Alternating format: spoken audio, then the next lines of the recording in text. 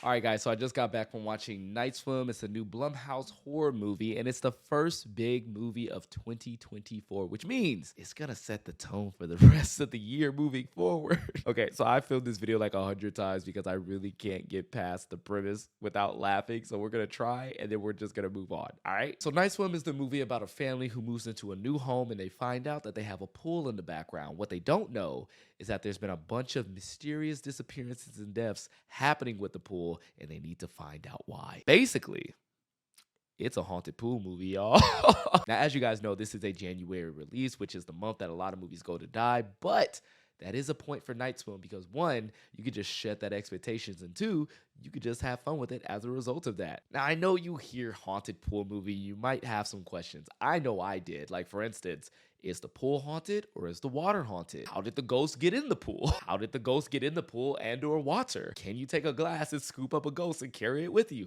I don't know. Do you get answers to these questions? Kinda. Will you be satisfied with those answers? Not really. Now, I'm going to be honest, like Universal and Blumhouse has kind of been in this state of play when it comes to making their movies for a while now. Like we've had it with Megan last year, which was clearly a lot of fun being made. And then you had it with movies like Cocaine Bear. It really is like a fucking attitude when it comes to greenlighting these certain projects.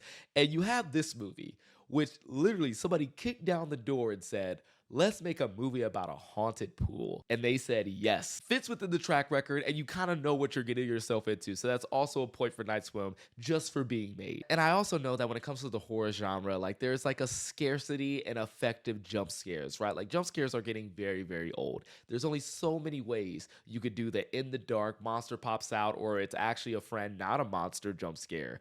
This time, however, they said, let's do all that, but put it in the water. And bro, I'm not gonna lie, like these are some effective jump scares that they do in the water because you're not really used to seeing these type of things in a horror movie before. And the way they used the water was very smart. Like you have the extra elements of claustrophobia, you have the extra elements of time limits because they might run out of air. Then you also have like what happens when you turn the lights off in water? What happens when somebody's under the water and they see something and the reflection looks different? There's some really interesting things going on when it comes to the ramping up of tension.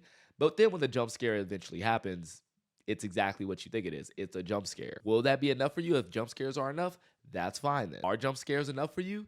Then you will like this. But you can't necessarily focus on the pool itself. In order to have like a horror movie like this, and with most horror movies that have to do with like the family dynamic, you really have to have us fall in love with this family. This movie, the family's just pretty, generic. You have a wife, you have a husband, you have a son, you have a daughter, and they're all like, oh my God, we all see weird things in the pool. But this one tries to attach us with the main like husband character where apparently he was an ex-baseball player and he got MS, so now he can't play anymore. So there's that internal struggle of like keeping the life that he had and also moving on with the life that he has now, which is spending time with his family. And what better way to do that than being in the pool? That is very convenient, and I should really talk about this. There's a lot of convenient things that happen in this movie, specifically to get these characters in the pool, where you could have just explained, oh, it's a family, they have a pool, they like being in the pool, and they see some things. It gets weird. Instead, they really give reasons to multiple characters as to why they need a pool, why they have to be in the pool, why they keep going back to the pool when they can just leave.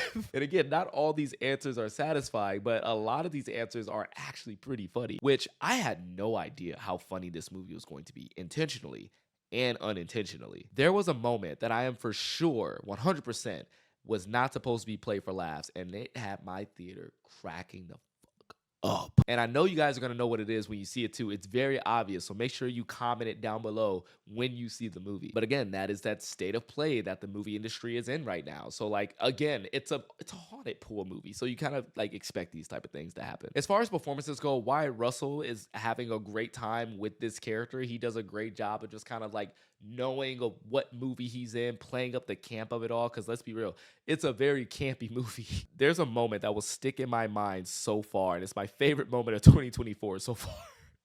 It's Wyatt Russell looking at a therapist going, we have a pool. I want that to be a meme, and I'm pretty sure it's going to become one. Watch that circulate around summertime. It's going to. Just watch. But this movie, again, feels...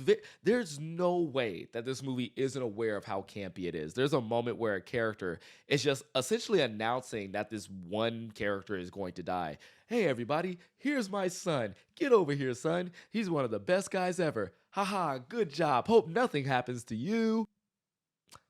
you know that kid dead. Or at the very least gets hurt a lot. But yeah, guys, Night Swim is a movie about a pool that's haunted.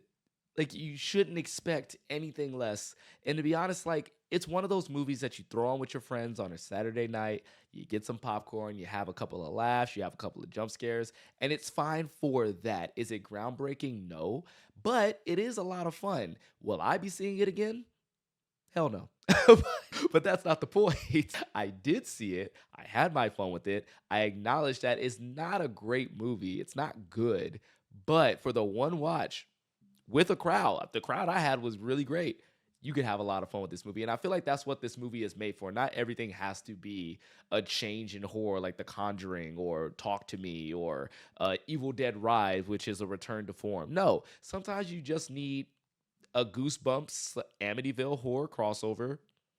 And that's fine. Night Swim, it's Goosebumps meets Amityville Horror. But anyway, guys, are you going to be seeing Night Swim? Let me know in the comments down below. And thank you so much for watching. Thank you so much for making me your movie guy. If you want to be a part of the crew and this is your first time seeing my videos, then make sure you hit the bell, make sure you subscribe, and just make sure you leave a like or something to help with the algorithm, because I hear that's a whole thing on this YouTube game. But until then, guys, I will see you next time to talk about the next movie.